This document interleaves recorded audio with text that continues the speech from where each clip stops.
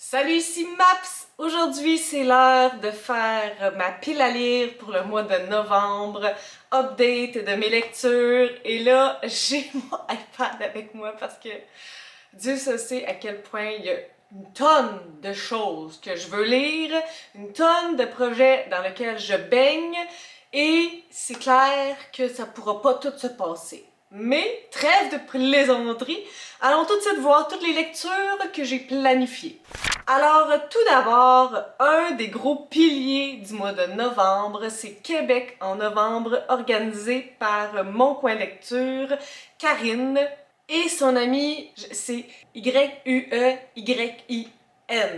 Comment elle dit, Karine? Amie Laurence ou Yuyin. Yuyin. Laurence. Il y a 15 catégories et non, je n'ai pas 15 livres différents parce que vous allez comprendre pourquoi par la suite. J'ai déjà un horaire assez important. J'ai essayé de faire du capillotractage, terme mentionné par Karine de Mon Coin Lecture à plusieurs reprises, que j'aimerais me souvenir. Ma mémoire de poisson rouge m'en empêche. Donc, ce que je vous disais, c'est que Karine a fait une vidéo sur sa chaîne où elle explique de long en large le défi de Québec en novembre.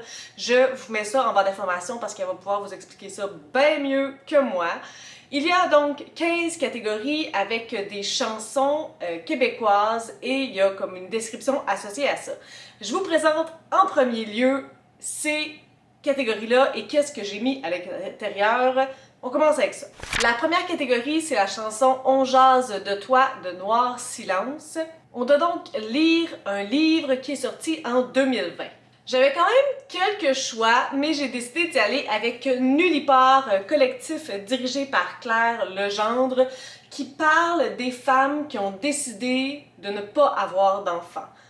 Puis je pense aussi, parce que j'ai vu la critique de MH que je vous laissais en barre d'informations, qu'il y a aussi peut-être des femmes qui n'ont pas réussi à avoir des enfants, mais qui avaient le désir d'en avoir. Donc c'est plusieurs autrices, Jeanne Bovet, Hélène Charmé, Camille Deslauriers, Brigitte Fèvre-Dubose, Martine Emmanuelle Lapointe, Claire Legendre, Sylvie Massicotte, Monique Proulx, Agathe Rébeau et Catherine Voyer-Léger. Donc, je vais lire ça, ça risque de se lire assez rapidement. La deuxième catégorie, c'est la chanson L'Amérique pleure des Cowboys fringants et c'est un roman engagé.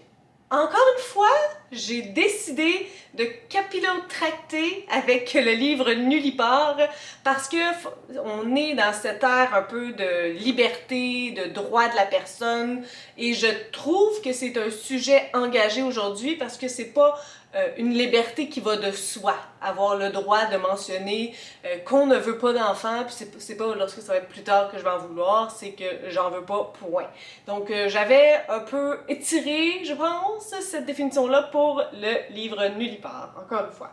La troisième catégorie, c'est Grand champion des trois accords, un livre ayant gagné un prix littéraire. Cette fois-ci, j'y vais avec un roman dont je suis une des seules à ne pas encore avoir lu et qui, ma foi, me fait peur parce que vraiment des bonnes critiques autour de ce livre-là. Le plongeur de Stéphane Larue. Donc, c'est un gars qui travaille en restauration, plongeur comme, tu sais, qui lave la vaisselle et non plongeur comme ça, là. Donc, je vais m'embarquer dans cette bonne brique pour Québec en novembre. La quatrième catégorie, c'est la chanson Arnaque d'Elisapi, un ouvrage d'un auteur autochtone. Bon, là, je viens de penser que j'ai le dernier de Michel Jean, mais c'est pas ça que j'avais prévu, puis je ne changerai pas juste parce que je viens d'allumer. En fait, j'y vais avec une autrice dont j'ai déjà lu un ouvrage. J'avais lu Cuisipan de Naomi Fontaine, mais j'ai entendu dire que probablement que Maniconetish serait beaucoup plus dans mes cordes et que je l'aimerais particulièrement du fait que je suis enseignante et aussi je pense que c'est un roman plus linéaire que Cuisipan. Donc j'y vais avec Maniconetish, une enseignante de français en poste sur une réserve Innu de la côte nord, raconte la vie de ses élèves qui cherchent à se prendre en main.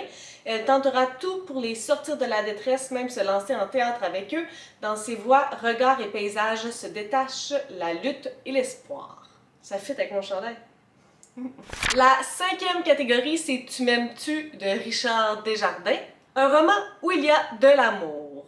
Et là, comme plusieurs booktubers, j'étais comme « Ah, un roman où il y a de l'amour! » Finalement, on est plusieurs à avoir ajouté Nirlit de Juliana Léveillé-Trudel à cette catégorie. Je vais même en faire une lecture collaborative avec Annie-Claude d'Encore une page et MH de MH la lectrice. Donc, on va vous en parler à la fin du mois de novembre. Où, quoi, comment, pourquoi, à suivre plus tard dans le mois, mais on va s'embarquer dans Nirlit. En fait, j'avais tombé sur cette phrase qui dit que c'est un récit d'amour et d'amitié beau et rude comme la toundra. La sixième catégorie, c'est Martin de la Chasse-Galerie de la bottine souriante, un roman SFFF, donc science-fiction, fantasy, fantastique. Là, on dirait que je dis ça à toutes les fois, là, j'avais choisi préalablement ce livre-là, Magie noire, magie blanche de Dominique Perrier. Salomé mène une vie, tout ce qu'il y a de plus normal, pour ne pas dire banal. Collège, amis, famille font partie de son quotidien, sans oublier Cédric, dont elle est secrètement amoureuse. La jeune fille attend les vacances d'été avec impatience, ne se doutant pas qu'elle lui réserve des surprises de taille. À l'approche de son anniversaire, des phénomènes étranges se manifestent, des objets se déplacent mystérieusement, des murmures indistincts bourdonnent à ses oreilles, et des rêves surréalistes habitent ses nuits. Sarah, son amie depuis toujours, à qui elle se confie, lui suggère fortement de consulter un médecin. Salomé proteste, pas question, elle va très bien, mais elle-même commence à en douter. Lorsque sa grand-mère, que ses parents lui interdisent de voir depuis plus de 10 ans, l'appelle pour la prévenir de bouleversements imminents, Salomé refuse de la croire. Selon la vieille dame, elle descend d'une longue lignée de magiciennes issues d'un autre monde, les territoires occultes. Héritière de puissants pouvoirs, sa petite fille serait même l'ultime chance de survie de ces contrées inconnues. Bien malgré elle, Salomé apprendra que la réalité n'est pas toujours celle qu'on croit. Donc, il y avait ce livre-là que ça fait vraiment plusieurs années à ma bibliothèque, puis il m'intéresse.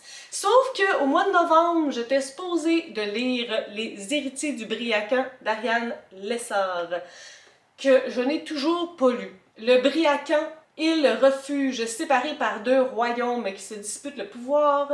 Depuis la mort du premier Rion, décédé sans laisser d'héritier, la famille maternelle et la famille paternelle du grand souverain réclament leur légitimité. Au nord, les Bornemals d'Aertang tentent d'annexer le sud par la force depuis plusieurs décennies. Évidemment, les Doucignes du sud combattent pour leur indépendance, soulignant qu'ils sont tout autant légitimes de gouverner. Une nouvelle génération d'héritiers fait son apparition dans les deux cours du Briacan. Les jumeaux Kilian et Ascender Bornemal quittent tous les deux le domaine familial pour tenter de former des nouvelles alliances avec les royaumes voisins. Jusqu'où pourrait se rendre le cadet du Rion, Thierry, dans sa volonté de devenir le digne descendant de son ancêtre et de réunifier l'île. L'aîné, de son côté, a un bien mauvais pressentiment concernant son voyage en haute mer. Plus au sud, Elora Doucigne obtient sa première mission devant la menace qui les guette, soit de convaincre une montagne à se joindre. De convaincre une montagne! Ok, ça fait 3 fois que je le lis, je suis comme... Soit de convaincre une montagne à se joindre à leur cause. À la veille de la maturité, elle sait que ses talents de nageuse hors pair ne pourront l'aider à 100 lunes. En tout cas, donc il y avait ça au mois de novembre, puis là, il y avait lui que j'avais planifié, je sais pas dans quel côté mon cœur va chavirer. Septième catégorie, c'est Fracture du crâne d'Ariane Moffat, un roman issu de la diversité ou dans lequel on parle de la diversité.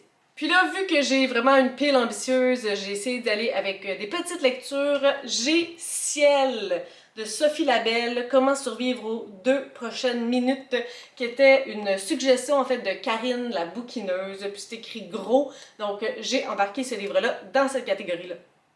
Lui aussi, il fait avec mon chandail.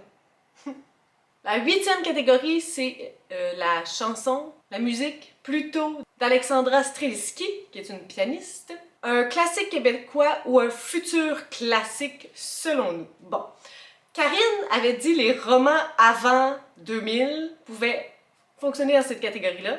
Moi, je l'avais pris plutôt au sens de comme selon nous ou selon la littérature québécoise.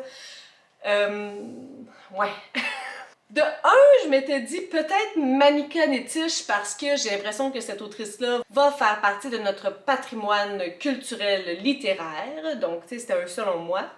L'autre aussi rentre un peu dans cette catégorie-là, c'est Elle.com de Patrick Sénécal, qui est, à mon avis, un auteur que lorsque tu dis que tu n'as jamais lu de livre de Patrick Sénécal, comme moi, ben tu te fais juger. Fait que tu sais, c'est pas comme un classique québécois, l'auteur, puis ses ouvrages, je sais pas trop quoi vous dire. Puis en plus, c'est un livre que je dois lire dans le cadre de mettre du bleu sur ta page. D'ailleurs, je suis bien en retard là-dessus. Une suggestion de mon amie Pamela. Donc, d'une façon ou d'une autre, il faudrait que je le lise là. 9e catégorie, Place de la République de Cœur de Pirate. Un roman qui a traversé l'océan. Ça, j'ai eu un petit peu de difficulté parce que c'est pas si facile de savoir qu'est-ce qui est publié en France, en tout cas. Je suis pas bonne parfois dans la recherche, là. Mais j'ai trouvé ce livre-là, puis ça me plaît, je pense que j'aimerais bien le lire, de Dominique Fortier, Les villes de papier. Si, comme elle l'écrit, l'eau s'apprend par la soif et l'oiseau par la neige, alors Emily Dixon, elle, s'apprend par la mer et par les villes. 10e catégorie, Nos joies répétitives de Pierre Lapointe. Un roman qui fait partie d'une série. Donc, ça va être l'un ou l'autre, encore une fois. Ça m'étonnerait que lui qui va être choisi dans l'autre catégorie va pas être le même. Là. On s'entend que même que j'ai fait mon choix, ça va être le même pour les deux catégories concomitantes. 11e catégorie, J'aurais voulu être un artiste, en fait qui est le blues du businessman. Un roman dans lequel il y a de l'art. Celui-là aussi, j'ai galéré, mais j'ai entendu Karine Minier parler du livre Les villes de papier, puis j'avais déjà mis mes yeux dessus. Par contre, elle a mentionné que le livre Bon chien de Sarah Desrosiers, aussi, il y avait de l'art. Je pense qu'elle danse, la fille, à l'intérieur. Donc, ça fait 2 ans qu'elle était nominée au rendez-vous du premier roman, puis je l'avais pas lu, mais je voulais vraiment le lire. Donc, ça va peut-être être le bon moment. Oui, j'ai mis 2 livres dans la même catégorie, je sais. Ça va pas bien pour mon capillotractage. 12e catégorie, mon préféré, Karim Ouellette. Avec la chanson Dans la nuit qui tombe, un polar, thriller, roman d'horreur, roman noir. C'est là que Elle.com de Patrick Sénécal va être encore une fois utile.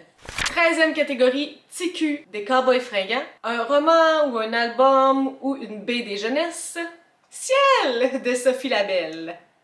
14e catégorie, Balade à Toronto de Jean Leloup. Un livre d'un auteur canadien, mais pas québécois. Là, encore une fois, il y a Sans capote ni Kalachnikov de Blaise Ndala que je veux lire depuis vraiment un petit bout. Mais il y a la suggestion de Marjorie, de la chaîne Les Lectures de Marjorie, Hubert le reste avec de Gabriel Hosson, qui pourrait me plaire aussi. J'ai pas décidé. On verra. Puis la grosseur est quand même assez similaire, fait que ça va pas m'aider à décider non plus. 15e catégorie, n'importe quoi d'Éric Lapointe. Puis celle-là, ben c'est une catégorie bonbon, tu mets absolument n'importe quoi. Puis là, j'ai un livre à lire en service de presse qui est L'oiseau de mes nuits de Mélanie Chauvette. Là, c'est clair que vous dites, c'est bien assez pour le mois de novembre. I know, but c'est pas mal que ça va se passer. Donc, juste pour vous aiguiller sur mes plans du mois de novembre, il va y avoir une vidéo spéciale avec 3 livres que je vous ai déjà mentionnés, une chance. Elle.com, Manika Netish et Le Plongeur, que j'ai resserré, vont se retrouver dans une et même vidéo. Je vous explique en temps et lieu parce que c'est un concept, encore une fois, pas mal coquin. Je vous ai parlé de Nirlith que je vais lire avec Annie-Claude et MH. Pour l'instant, ça va, on dévie pas trop. J'ai une lecture commune avec Karine la bouquineuse qui est pas du tout du québécois. Tu ne m'as laissé que notre histoire d'Adam Silvera. Donc lui, je le rajoute à tout ça.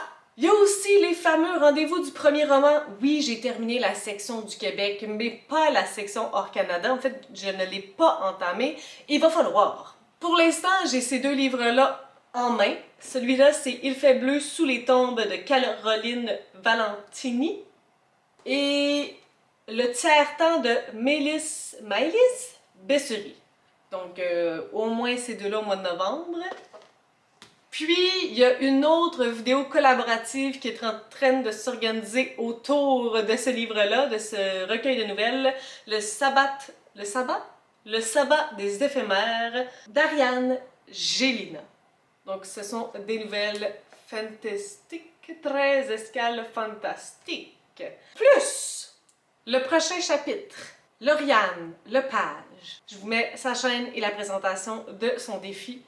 Nous met au défi, comme je vous disais, série de novembre, donc de lire des séries au mois de novembre. J'avais déjà fait ma pile du mois de novembre, Québec en novembre, bien avant ça, puis j'ai pas grande série. Donc, de ce que je peux comprendre que je pourrais faire, je pourrais pas réaliser les 3 catégories. La première catégorie, c'est relire une série ou un livre d'une série. Ça, je pourrais pas y arriver. C'est vraiment pas dans mes plans. J'y arriverai pas. Par contre, la deuxième catégorie, c'est commencer une nouvelle série. Puis on s'était déjà parlé que je commençais soit l'une ou l'autre. Donc ça, c'est correct. La troisième catégorie, c'est continuer une série déjà entamée. Ça, hypothétiquement, ça se pourrait parce que je suis supposée de recevoir le livre L'héritage de Sora de Catherine A. Ouellette et je suis supposée de recevoir le 3e tome de la série L'Entremonde de Maxime Poulain Emprisonné. Donc, si j'en mets un des deux dans ma pile, ça ferait ma pile complète du mois de novembre. Est-ce que vous avez un mois de novembre aussi fou que le mien? Est-ce que vous êtes dans la peur de ne pas être capable de tout réaliser, les projets et toutes les lectures que vous voulez faire? Moi, oui. Sur ce, si vous avez des suggestions, des critiques, des commentaires, n'hésitez pas à me le dire en dessous de ma vidéo. Je publie des vidéos assez fréquemment dans une semaine, genre 3 fois par semaine de ce temps-ci. Si vous avez aimé cette vidéo, n'hésitez pas à mettre un petit pouce ou à vous inscrire à ma chaîne. Et sur ce, je vous souhaite de bonnes lectures.